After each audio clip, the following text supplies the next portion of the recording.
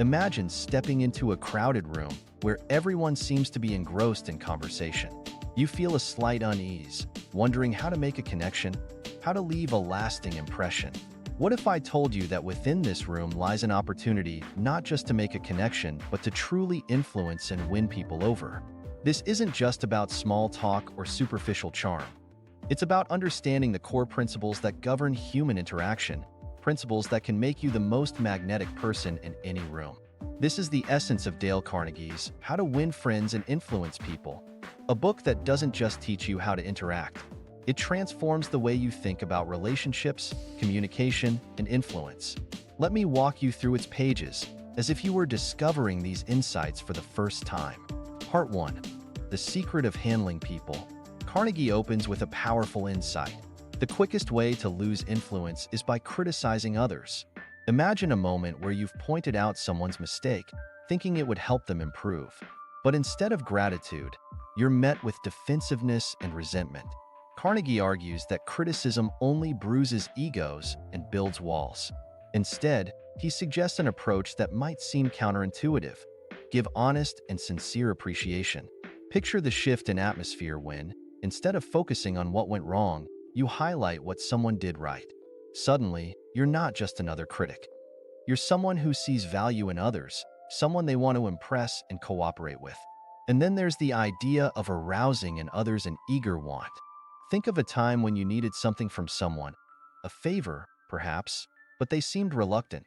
Carnegie's principle is simple yet profound. Instead of pushing your own needs, tap into theirs. What do they want? What drives them? By aligning your requests with their desires, you transform resistance into enthusiasm. Part 2. The Art of Making People Like You. Now, let's say you've made that initial connection.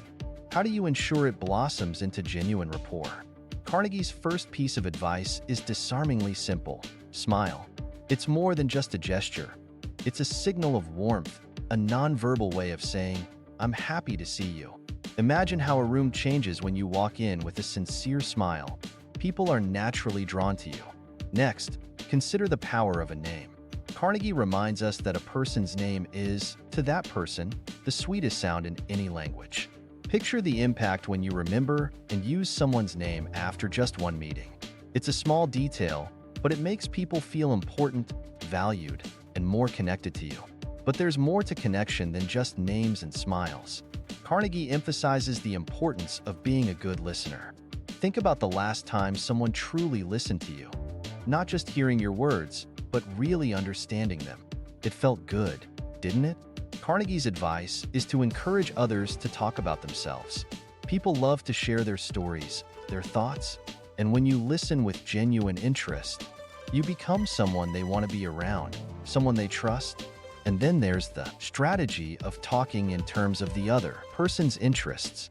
Imagine how conversations shift when you focus not on what you want to say, but on what the other person cares about. You become more than just a conversation partner. You become someone who understands them. Part 3. Winning people to your way of thinking.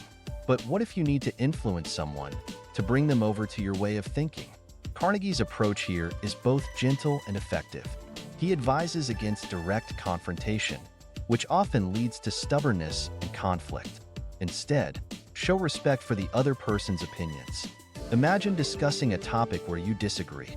Instead of insisting you're right, you acknowledge their viewpoint. You might say, "I may be wrong, but let's consider this together." Suddenly, the conversation isn't about winning or losing. It's about exploring ideas together. One of the most powerful tools Carnegie offers is the ability to get the other person saying yes from the start. Picture a conversation where, from the beginning, you establish common ground. You're not just discussing, you're agreeing, building a foundation of shared understanding. This makes it easier to introduce your ideas because the person is already in a mindset of agreement. Carnegie also suggests that when you want to persuade someone, let them do most of the talking. Think of how powerful it is to let someone else voice their thoughts and concerns while you listen carefully.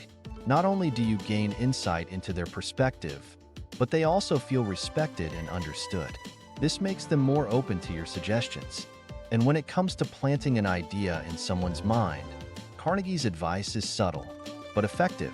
Let the other person feel that the idea is theirs.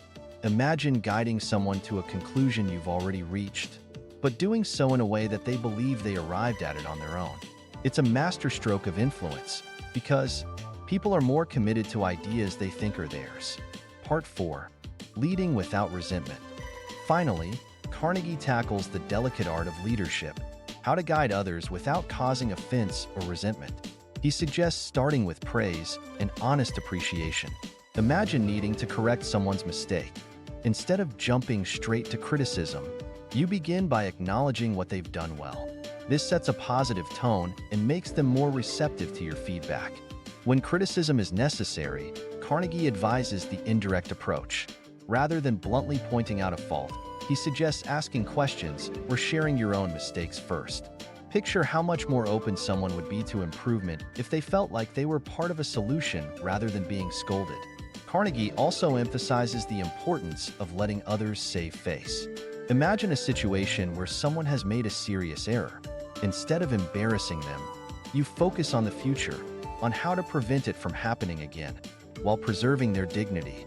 This approach doesn't just fix problems, it builds loyalty and trust. Another strategy Carnegie recommends is praising every improvement, no matter how small. Think about how motivating it is when someone notices your progress.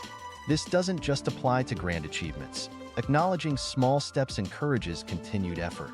And finally, giving people a fine reputation to live up to is Carnegie's way of inspiring others to be their best. Imagine telling someone, "I know you're capable of handling this because you've done it so well before." You're not just setting expectations, you're expressing belief in their potential, which encourages them to rise to the occasion. The end of the journey. As you close the book, you realize that Carnegie's wisdom isn't just a collection of tips. It's a way of thinking about people, about relationships, about influence. It's about recognizing the fundamental truth that everyone wants to feel important, respected, and understood. By applying these principles, you don't just win friends and influence people. You create meaningful, lasting connections that enrich every aspect of your life. So, next time you're in that crowded room, don't worry about what to say or how to fit in. Instead, remember what you've learned. Smile, listen, use names, and show genuine interest. Because now, you're not just another person in the room. You're someone who understands the art of connection, someone who knows how to make others feel valued. And that, as Carnegie has shown us, is the key to winning friends, influencing people, and making your mark on the world.